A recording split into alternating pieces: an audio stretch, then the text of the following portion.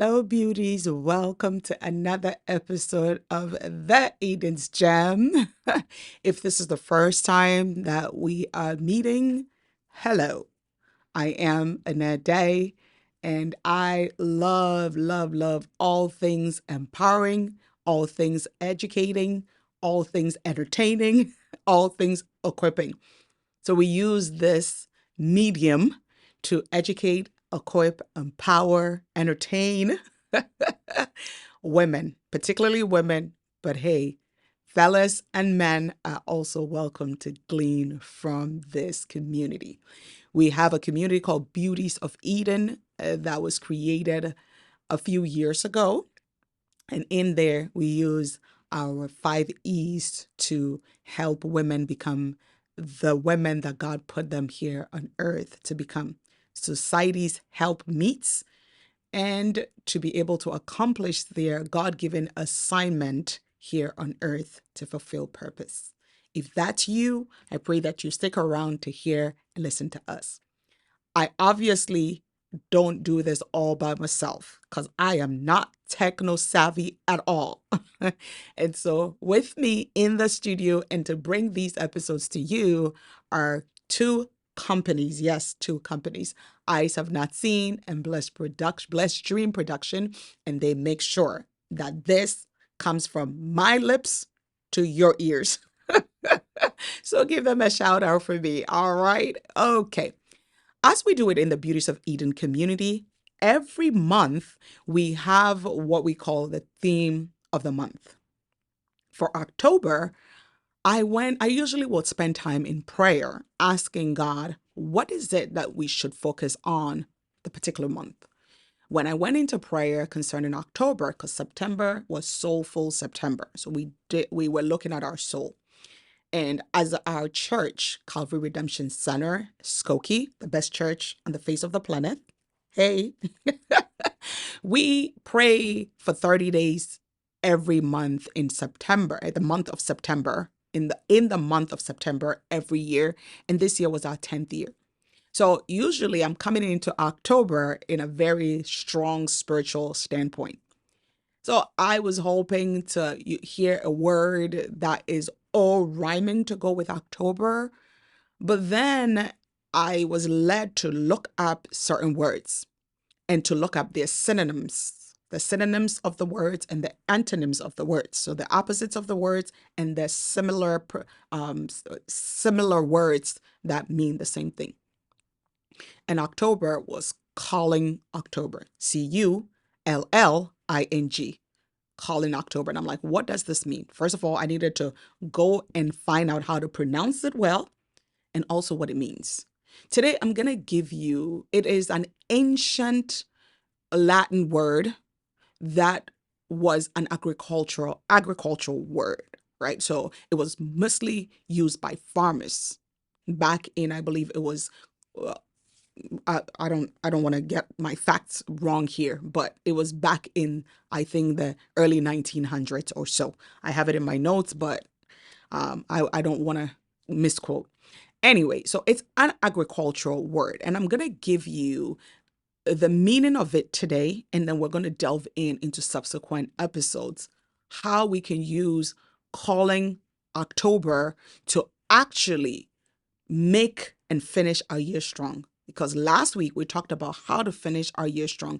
And when I had never heard of this word, but through prayer, when I came across this word, I realized why God had given it to me, because it's important to weave certain things out to end the year well or finish 2024 strong.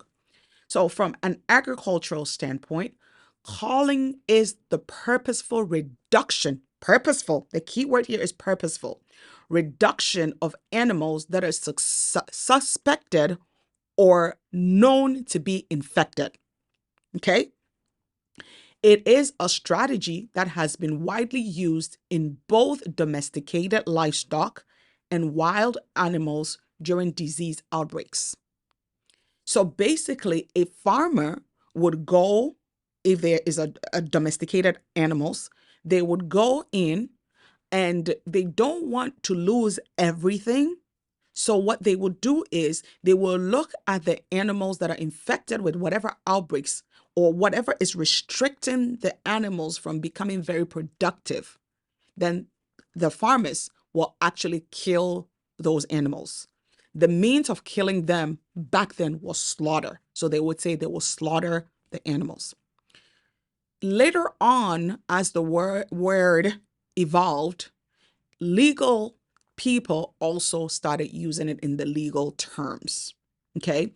So in a legal definition of culling, it says in the legal world, culling documents means removing certain documents from a larger set.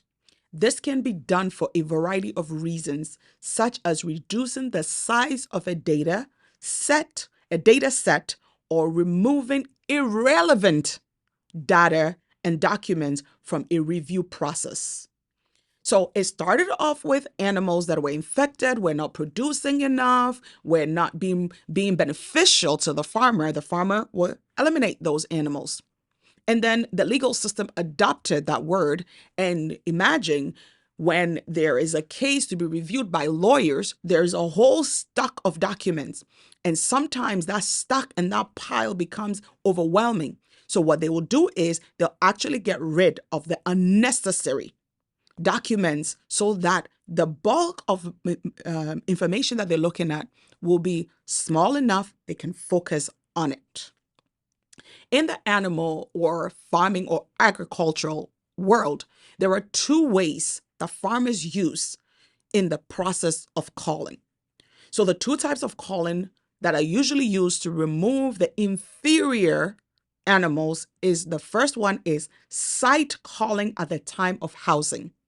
The second one is culling by individual inspections. So what the first one means is I walk in a room where there's animals and it's sight. It says I watch and see which animal is not running fast enough, which bird is not laying or hasn't laid any eggs and is not benefiting me, is not making production become multiplied.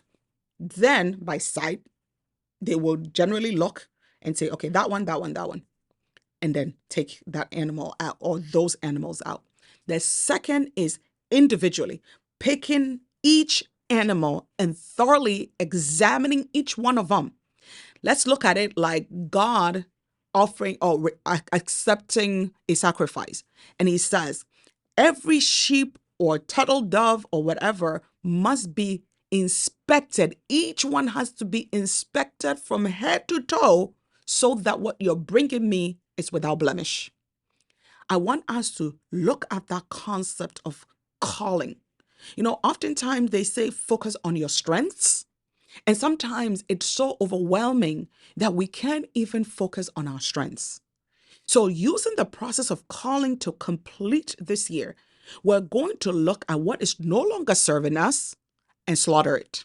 And when I say slaughter it, when you slaughter something, you cut its head off so it has no way of ever resurrecting.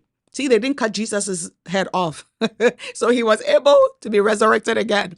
That's why David, after slewing Goliath, Bible said that he went closer, took that giant sword that he couldn't have slew him with, and he cut off the head of Goliath, symbolically meaning you are not ever coming back to taunt us again. So that is culling. In the next episode, we're going to look at how we're going to use the process of culling to finish 2024 strong. I hope this blesses you. Let me put a comment, what it is that you're taking out, what revelation that you're getting even from this short episode. And I'll see you in the next episode. God bless you.